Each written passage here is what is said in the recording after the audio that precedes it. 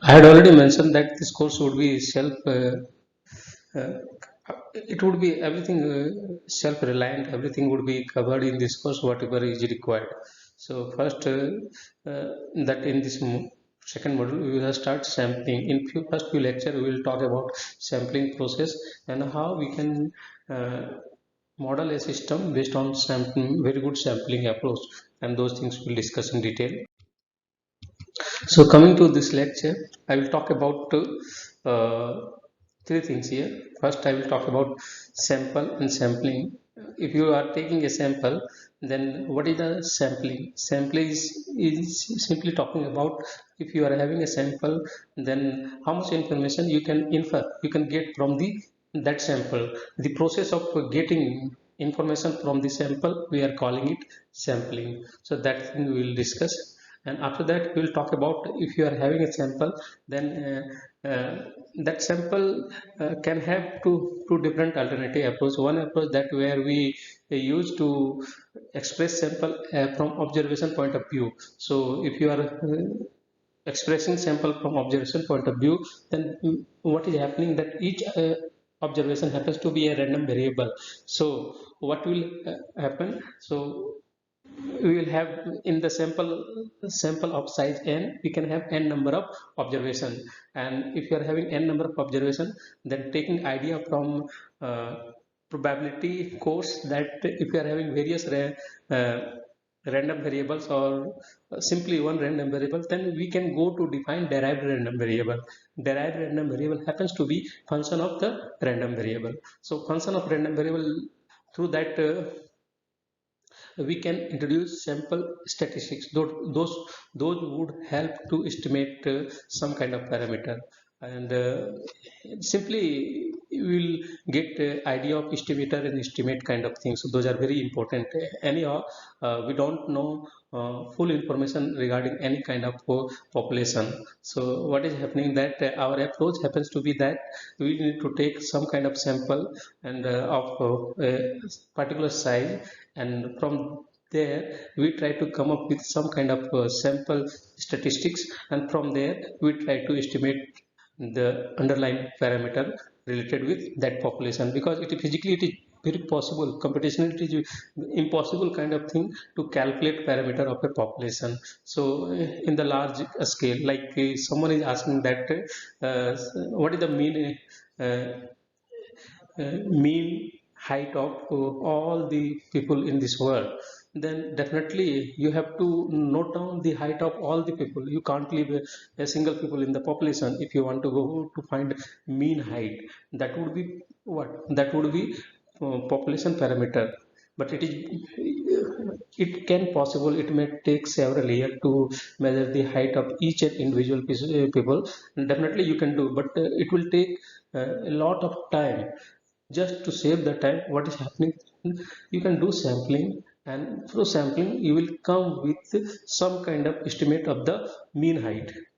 So that estimate, if you come to have some kind of mean height, estimate of mean height, then single estimate, there would be point estimate kind of things. After that, what you do, you also try to make thing more accurate. So you will come with some kind of interval, then then it would be what, it would be in the category of interval estimator.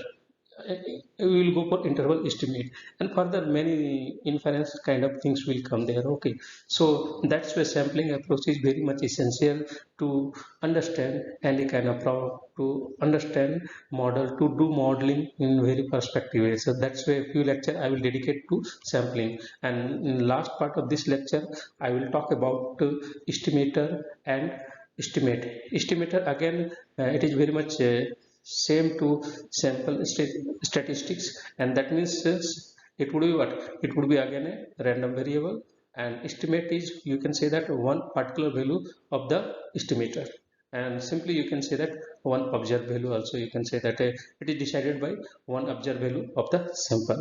So that things we will discuss in detail, and one notation, it might be convention to everyone. So if you are having a random variable, then we denote it by always capital letter, and one specific observed value of that random variable, we denote it by small x. Okay, and we can look back in order to calculate probability of this value of random variable. We can look back to corresponding outcome in the sample space.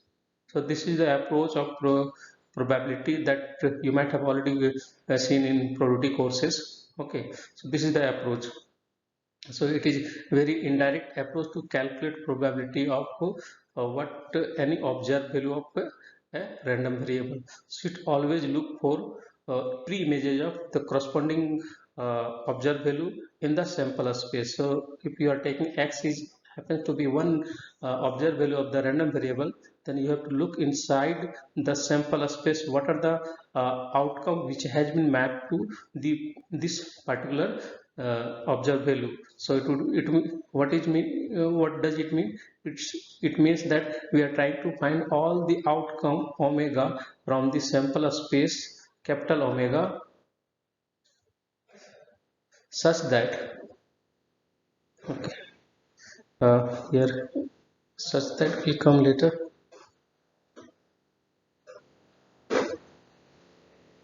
such that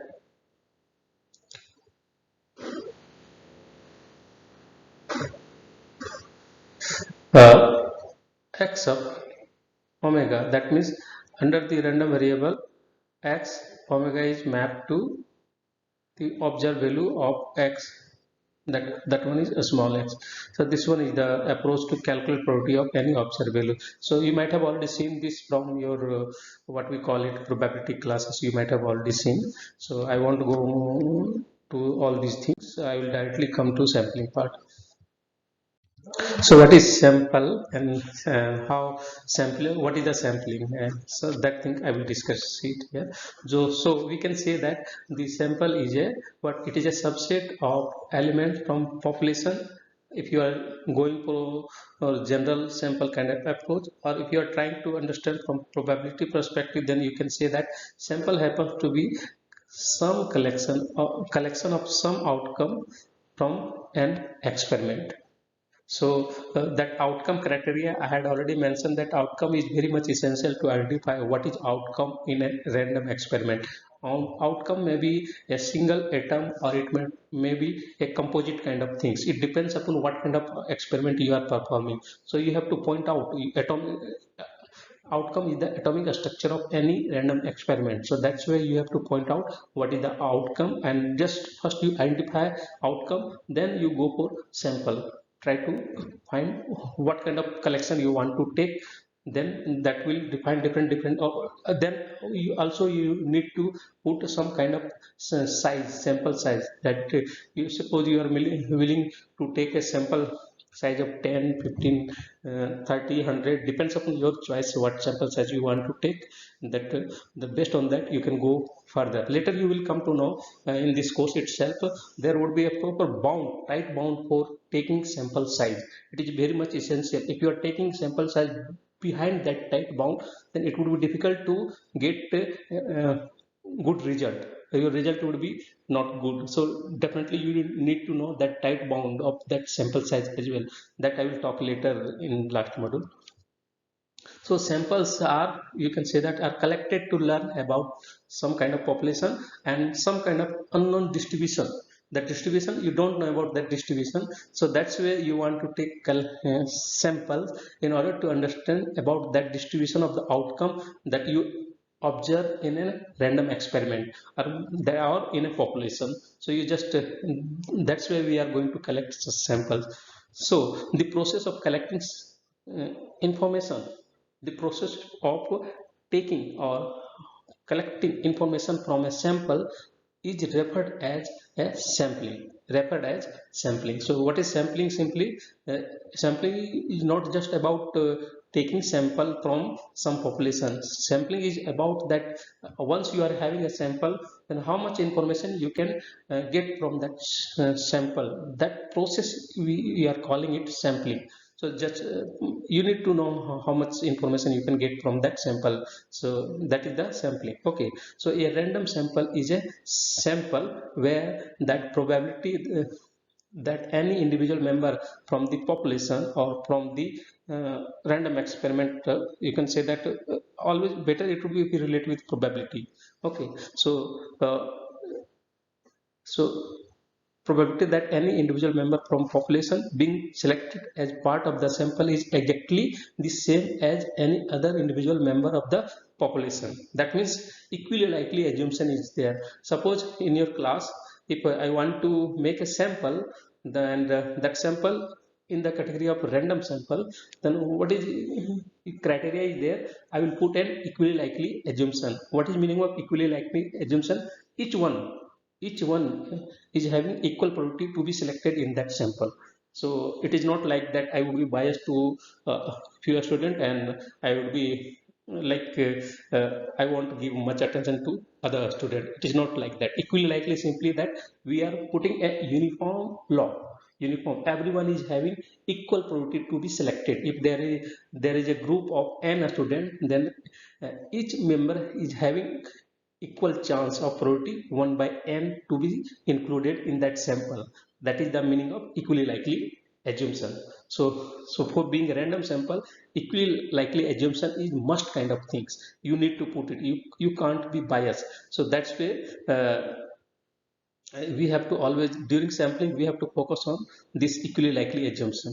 Every member is having equal chance, depends upon their luck of selection or to be included in that sample. It depends on upon their luck or that we call it chance.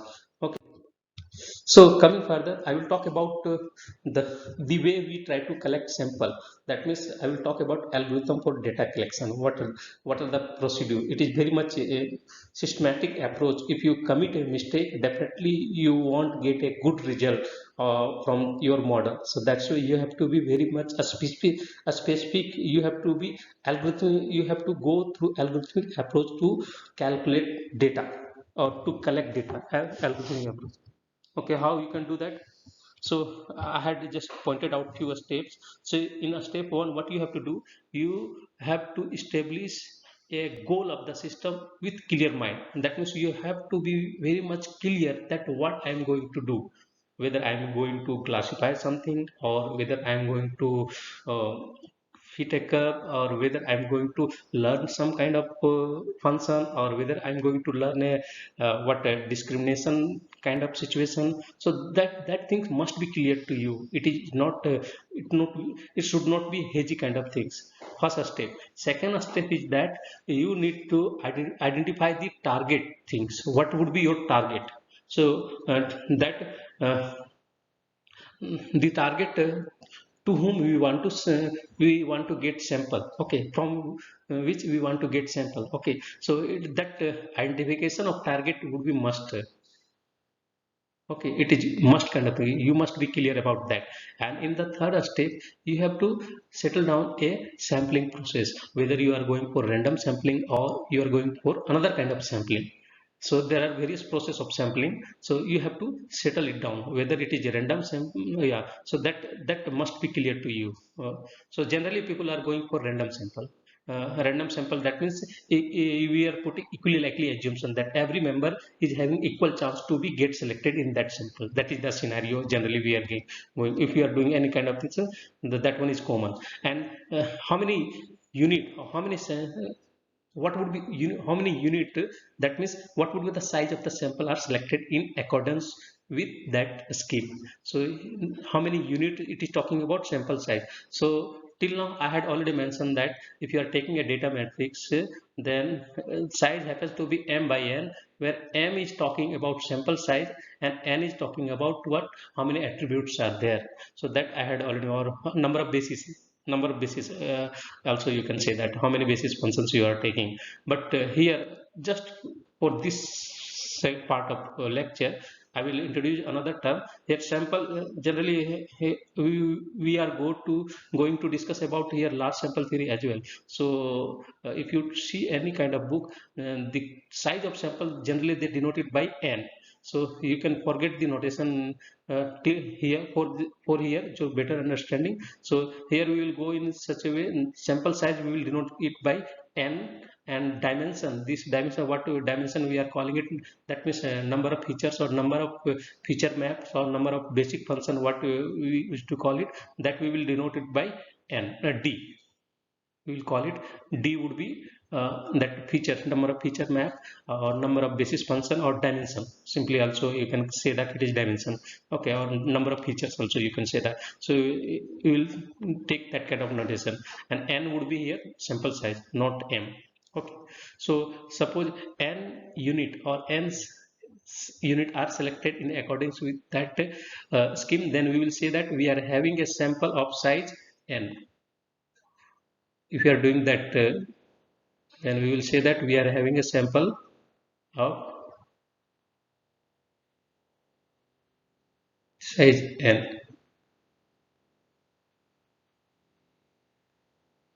Okay, in the last step, what we will do, the variable, that means definitely it will be random variable, that would be in random in nature, because any value come anytime.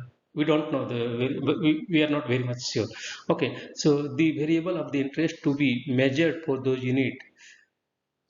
So what we have to measure the variable, we have to measure few, we have to observe few value of that variable for those unit, what unit we are deciding, and hence in that process we are having a data set, or simply we can say that sample. In that process we are having a sample or data set.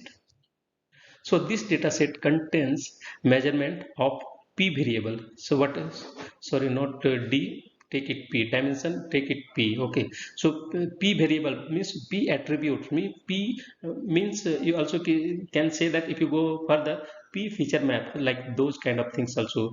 If you are in input space, then simply p variable or p attribute for those n unit or those sample of size n. Okay, each of these p variables will belong to one of the following variable class. So generally, if you take any kind of variable like height, weight, age, those would be variable, those would be attribute of anything what if you want to do. So generally there are six types, so in which three are in categorical and three are in numeric. So what are those?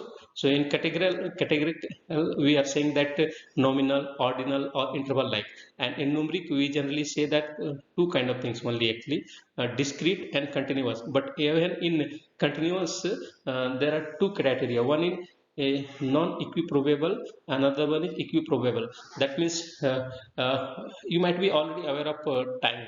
So if you talk about counting of time, time is actually counted in two different way. One is calling it Einstein approach, another one is Minkowski approach. So generally we used to see that the speed of we count number of ticks, a speed, or we generally say that if suppose if you one take it any needle in the clock, then the speed through which that needle move from 0 minute to 1 minute is the same, uh, uh, is the same with which that needle move from 1 minute to 2 minutes, likewise 2 minutes to 3 minutes. So here what is situation, this situation is equiprobable.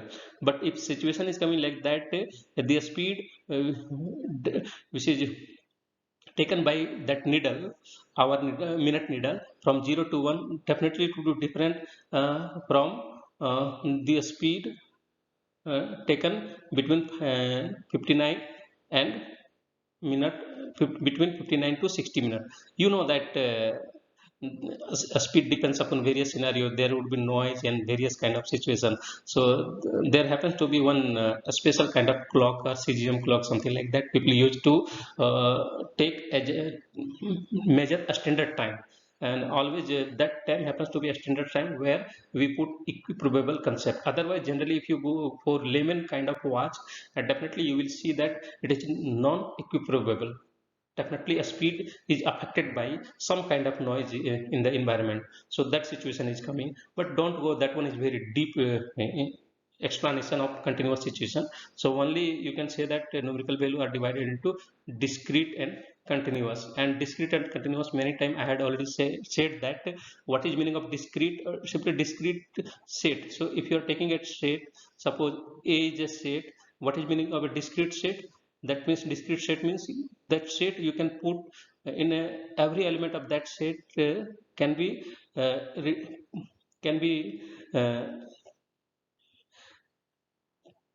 can be put in a single sequence. So if you are able to put every element of that set in a single sequence, then that set we will call it discrete set.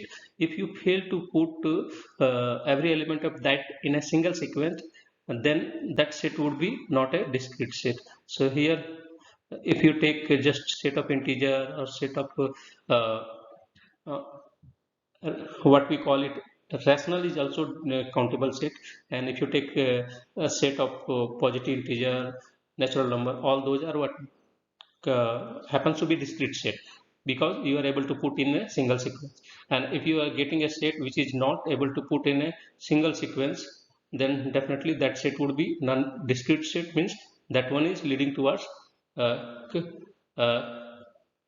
continuous set. So it is situation of non-discrete set, when you are unable to put every member of that in a single sequence, then that would be non-discrete set. So one example, easily you can see that if you are taking set of natural number, then simply we can put every number in this sequence n, such that n belongs to natural number. If you take integer, also it can be put in a single sequence. So that thing I might have already discussed in previous courses. I might have. So it can be. So if you are unable to recall, just try to learn and watch previous recorded video. You will come to know. And also set of rational number also you can put in term of a single sequence. I'm calling it Bn. It is possible. So that's way set of rational number is also a discrete set, but you can't put uh, this set in a single sequence. It is not possible to put that way set of real number you can't put in a single sequence, and hence we can say that a real number is not countable. It is not a discrete set. It is a non-discrete set. That means continuum approach you will observe in set of real number. Even various approach you can see that. I have already discussed several times those concepts. You can watch those. Okay, I will talk about further. So once we are having measured value for each variable, then we will come to know distribution. So it is like your journey here starting from statistics to probability. How it is happening? So in the data set, because we are having sample, so that means we are just coming from statistics and we try to see probabilistic view. So in the data set that contains measurement of p variable for n unit, that means our sample size is what? Sample size is n, and dimension, that means there are dimension is p, that means there are p attribute. Okay, so the variable belongs to any of these, any of the above six types of data. The six types, it would be discrete, continuous, ordinal. If it is category, ordinal, nominal, those kind of things would be okay, any of them. And their measure value will always vary across members of a population or across member of a sample from that population. So those measured value or observed value, it will vary. So definitely there is a variation. So for a given variable, some value often appear more than other in the population. Even if you are going to measure height of people, so what you will observe that many people might have similar kind of height, 1.75, 1.71, 1.73, 1.75. Again that may repeat. Okay, so that variation would be there. So those will vary a lot. Okay, so the pattern of occurrence of those various observed or measured value of a random variable, that leads to distribution. We are calling it distribution. That means simply what we do distribution, that means we are having a observed value of a random variable, and with respect to that we try to define frequency of that frequency, and more frequency later it will be converted into probability. So that probability we use to denote it by uh, px. So definitely that would then a particular in that population, if you are taking a particular observed value, then definitely that will have certain kind of probability, some 0.5, 0.3, 0.3, depend upon what is situation. Okay, so some kind of distribution would be associated there for a given variable. Okay. So coming to further, I will talk about distribution of a random variable or variable in a population. Intensely, you can leave this word random here, because we know that when you do sampling, randomness by default it will come. Why? It will come. The source of randomness is what? It is what we are just putting equally likely assumption there, and that outcome is the randomness in the outcome. That one is the source of randomness in this here. In this sample. So that's way definitely random word. You can either you can proceed with this, or you can just leave it. It might be silent as well. So first we are talking from the population perspective. So primarily a distribution describes the possible values that a variable can take and relative frequency. That means x and simply in short, I would like to say that x and px. Relative frequency later it will be turned into what?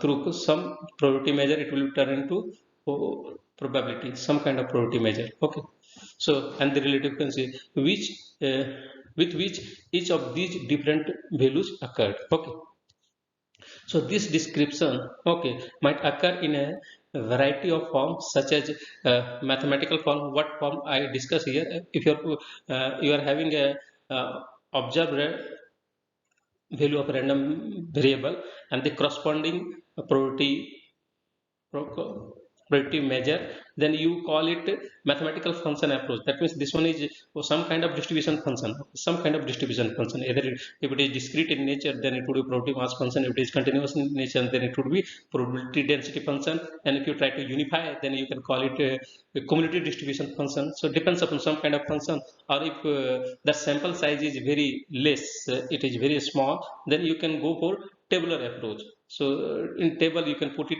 or also you can plot the graph. So graph through graphical approach, you can representation may be any. So better, most compact representation happens to be mathematical function. You have, that means you are free to take value of x from minus infinity to plus infinity. It is covering almost all real numbers. So that's why this representation looks very fine. So the distribution of values for all unit or outcome in the relevant population will be termed the population distribution. That means if you are defining variability of observed value of variable from the population perspective, then corresponding distribution we will call it population distribution. That means you are dealing with complete population, but it is not a feasible kind of approach that to deal with population distribution. If population size is very less, then you can deal with. If population size is generally it happens very big, so it becomes, if you try to deal with the population distribution, it would be very difficult. Okay, so population distributions cannot usually be observed because the entire underlying population is not known or has not been observed or measured. So it is very difficult to observe or measure of all the uh, measured value, observed value of the each individual from that population. So it is like if someone is asking that collect the height of each individual uh, person from this country, then definitely it would be very tedious task. You have to visit every person in order to collect the height of population, the population height. So you have to visit every person, so that definitely it is a very time taking job. So generally people are not going for population distribution for any kind of variable, whether it is height, weight, age, or whatever it is. So generally not approaching it. So that's why uh, it is a very simply I would like to say it is a very tedious task. So I will talk about here distribution of a random variable in a sample. So this one is a feasible task, and then we can talk about estimation. So this is distribution of values for unit in a sample selected from a relevant underlying population will be termed the empirical distribution. It is not an actual distribution, it is empirical distribution that we come up with, which can of course be observed, so which is feasible. Simply I would like to say that this empirical distribution or simply sample distribution, it is one feasible thing. That means take a, population from particular city, particular something like that, but don't bias that I will take city from my state or my where I know people. So don't put any bias kind of things. Randomly pick any kind of city, any kind of place in order to collect height of people. Randomly pick. Okay, there is a randomness. There must be equally likely assumption. Okay, so in many cases. We will assume that empirical distribution for a sample is a good representative of the underlying population distribution. So in many cases, almost it happen. If you are putting equally likely assumption, definitely you will get very good result. That empirical distribution, it would be very near to population distribution if you are putting equally likely assumption. That means if you do random sampling. So as an example of an empirical distribution, we here consider the data obtained by R. Wolf, who tossed a dice 20,000 times and recorded the number of times each of the 6 different faces that appears in the dice. Okay, so what is here you can observe that. So phase 1 appears how many times? Out of 20,000 times, phase 1 appears 3,407. Phase 2 appears 3,631. And phase 3 appears 3,176. And phase phase 4 appears 2,916. And phase 5 appears this amount 3,409. 6 appears 3,490. So simply what you observe that you tossed a die 20 times. What does it mean? That means your sample size is what 20,000. So from that perspective you can observe that if you increase the toss size, then this frequency it would be similar. It would match to everyone. If you divide it right now by 20,000, then value of this one would be probably very near to 1 by 6, very near to 1 by 6. This would be also very near to 1 by 6, not exactly 1 by 6. But if you increase the sample size, then the value further, if you increase, then these frequencies would be almost same. And if you divide it by total number that sample size, then that will give the probability that probability that would be equal to 1 by 6, very near very near to 1 by 6. Simply I can say that if you increase the sample size, that one is what law of large number, or you can, I will discuss those things. I might have also discussed in probability class as well. So it would be very near to 1 by 6. You can check with calculator. These calculation, these are big numbers. Definitely you need to apply some calculator. So you can check, and this value would be very near to 1 by 6. And we know that in the probabilistic assumption we always apply some three, that Kolmogorov approach, and from there we come up with sample space, and from there we define that probability of getting phase 1 is what 1 by 6 because of that Kolmogorov approach. If you go for this sampling approach, then things would be different. It depends upon sample size. Sample size must be very big. So I'm taking one example. Okay, after that other things I will cover in next class. So consider a collection of the first 3 positive integers. So consider this, there are only 3 members, but we consider, just for basic understanding, we consider this as a population. Okay, so and now we apply sampling process as follows. So consider a sample size of 2, and then we will collect all possible samples of this population of size 2. So how many simple, anyone may answer how many possible sample would be there, because population size is very less, it is just 3. So how many possible samples of sample size 2 is possible? Anyone? Are you listening me? So how many sample is possible of size 2? It is simple combinatory problem. How many samples are there? So I told that in this population I am taking sample of size 2. So that would be there would be 2 boxes. So to fill the first box, how many options we are having? three options, and to fill the second box also we are having three options. Repetition is already allowed. It is not mentioned that repetition is not allowed in sample.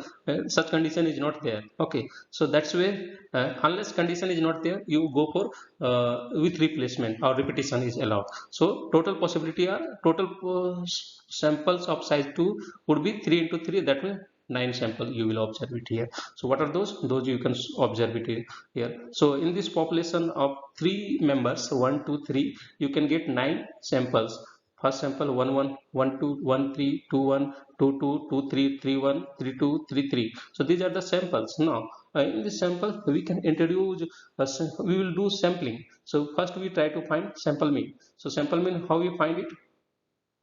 We take first observation, sum it up with second observation and divide by sample size. 2 is sample size. Remember that this 2 is what? Sample size. So here how many observation we are having in this first sample? 2. First observation is 1, second observation is 2. That means first observed value is 1, second observed value is also 1. So if you find this mean of this one, it would be what? Itself 1. Similarly, find the mean of this sample. What would be 1.5? Mean of this 1 3, this sample, it would be 2. Mean of this sample would be 1.5. Mean of this one would be 2. Mean of this one. So all these are what? You are getting a distribution of sample mean from these 9 sample of size 2. You are getting a distribution. This easily you can see that these values, this sample mean varies. There is a variation. So what we observe that, so among these what we have to do, find the mean of all this sample mean. And there is a theory from that central limit theorem. If you are finding mean of sample mean, that will definitely equal to mean of the population. So this is the population, and if I'm asking what is the mean of this population, that means sum it up and divide by total number of the members. So sum it up, sum would be what? 6. And how many members we observe in this population? 3. So 6 by 3 equal to 2. And easily you can observe that if you find the mean of these sample means, just find mean of this sample mean, that would be that one is also equal to 2. That means both sample mean of sample means and population mean both are matching. It is, that means through sample you can, you don't need to. So that's why here sample size, population size is very small. But if you go for large population size, you don't need to observe for each individual. You just take sample from there, take various sample, not a single sample, various sample of same size. Take various sample of same size, and after that you will get a distribution of if it is height, variable is height, you will get distribution of height, and that sample uh, mean of the height. And if you try to calculate the mean of that sample height sample, then that will converge to population mean. So this is the approach. And another that sample thing I have defined it here, sample variance. There is region here in sample variance, 1 by n minus 1 is coming. N is sample size. Again I am saying that it is sample size. Here 2, here sample size is 2, that's your 2 minus 1. If you go sample size n, then it would be n minus 1.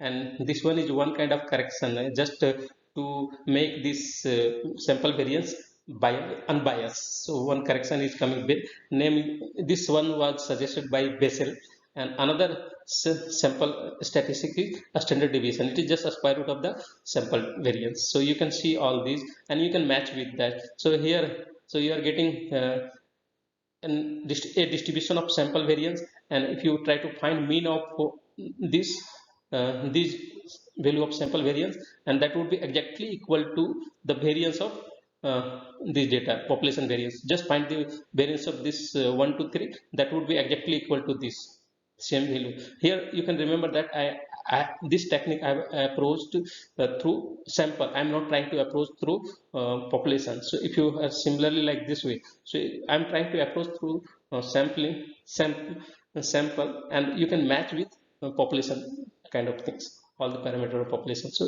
both would be same. So that is the concept for today's lecture, and other things we will discuss in next class. It is already around, okay, we are having 4 minutes, so I can talk few more things. I will talk one more thing, that sample and sample estimate. So mathematically, given a random variable x with a distribution f, we don't know that distribution f. We are having a random variable x with unknown distribution. We don't know that distribution. So a random sample of length n, it is a set of n independent identically distributed random variable with the same distribution. That means that distribution is not known to us, but what we do, we are defining sample. Okay. So explicitly we can say that x1, x2, x3 are the observation of a random sample of size n. So x1 is talking about first observation. Always first, all the first observation are contained. Like in the previous case, I had discussed that sample, all the possible sample were of size 2 were how many? 9. 1 2 1 1 1 1 2 1 3, and likewise last sample of size 2 was 3 3. So you can say that uh, in the first column what you observe, that means first entries of every sample you can call it x1. So these first entries will come in x1. That one is talking about first observation. Why? Because in the sample those are coming as a first, and the second, these are the, you are taking just sample size 2, so these are coming in the second observation. You can call it x2. So if you say, if you talk about x1, x1 is having same distribution. What was the x1 uh, x1 is one copy of x and x2 is another copy of x. You can see that x1 is, x is what? X is taking 3 value. That one is the actual population, 1 2 3. And if you try to see x1 is also taking 1 2 3, same copy. It is copy of same. Right now, forget about here. Distribution is 1 by, equally likely 1 by 3 probability. Each one can be selected with probability 1 by 3. So due to small population size, we know the distribution. But for this understanding point of view, forget, just say that we don't know the distribution. So x1 would be also 1 to 3. X2 is also 1 to 3. X2, that means x1 is also one copy of x, and x2 is also one copy of x, but we don't know the distribution. This one is small, so we know right now we know the distribution, but forget that distribution. Okay, for understanding point of view. So that is the scenario. So that is the, these are the first observation, these are the second observation. Likewise, if you are going a sample of size n, then you will have n number of observation. That means n copies of the same variable, n copies of the same variable, and that distribution we don't know. Okay, so we will define this is the sampling approach. This is the way to define sample. Okay, probabilistically this is the, or mathematically this is the way to define sample for a variable with unknown distribution. Okay, so first we will define sample statistics. What does it? It is actually a function, or simply you can say that it is a single measure of some attribute of a sample. Some attribute of a sample. For example, it may be arithmetic mean, it may be sample variance, sample distribution, those kind of things it may be. Okay, so simply in short you can say that this sample statistic, it happens to be one function of these observation, a function of these observation, an observation in the sample. From the sample it would be just function f of, simply you can say that it is function of x1 x2 up to xn, function of n variable. Also you can say that where the function, the variable happens to be random in nature. So one example I have defined it here, the sample mean. So you can say that how you get sample mean, you took the all n observation and divided by n. In that process you are getting what? A sample mean. So here all x1 x2 if you talk about, all these are random variable, and x bar is defined in term of all these. So you can say that x bar is the function of these. So x bar is having a derived distribution, which where distribution is derived from these xi. So it is, you can say that x bar is a function of random variables, n function of random variable, function of n random variable. That is the scenario. So it is calculated by applying a function, or more practical way you can say that you are applying some kind of statistical algorithm, like here mean approach, to the values of items comprising the sample which are known together as a data set.